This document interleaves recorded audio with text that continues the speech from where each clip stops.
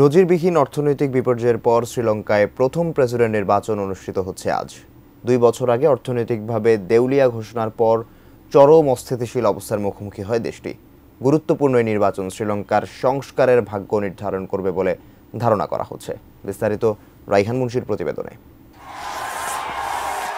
অর্থনৈতিক মন্দার কারণে 2022 সালে শ্রীলঙ্কায় বিক্ষোভ শুরু হয়।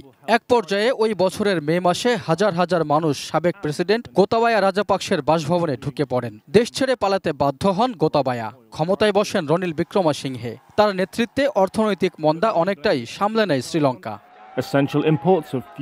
2 বছরেরও কিছু বেশি সময় পর নতুন প্রেসিডেন্ট নির্বাচন করছেন শ্রীলঙ্কার জনগণ। অর্থনীতিকে স্থিতিশীল করার দাবিদার রনিল বিক্রমসিংহে নির্বাচনের মধ্য দিয়ে নতুন করে ম্যান্ডেট চাইছেন। অর্থনীতি পুনরুদ্ধারে চীন, IMF সহ দ্বিপাক্ষিক ঋণদাতাদের সাথে শ্রীলঙ্কার $46 বিলিয়ন বিদেশি ঋণ পুনর্গঠনের সাফল্যের জন্য আলোচনায় শীর্ষে রয়েছেন তিনি।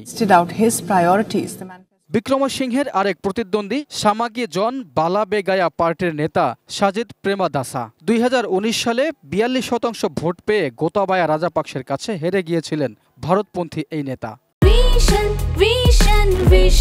100% কপার কন্ডেন্সারে তৈরি ভিশন ফ্রিজ, তাই গুণে মানে অটুট থাকে বছরের পর বছর। এবার নির্বাচনী দৌড়ে এগিয়ে আছেন সাজিদ। নির্বাচনে লড়ছেন দেশটির বিতর্কিত রাজাপাকসে পরিবারের বংশধর নামাল রাজাপাকসেও।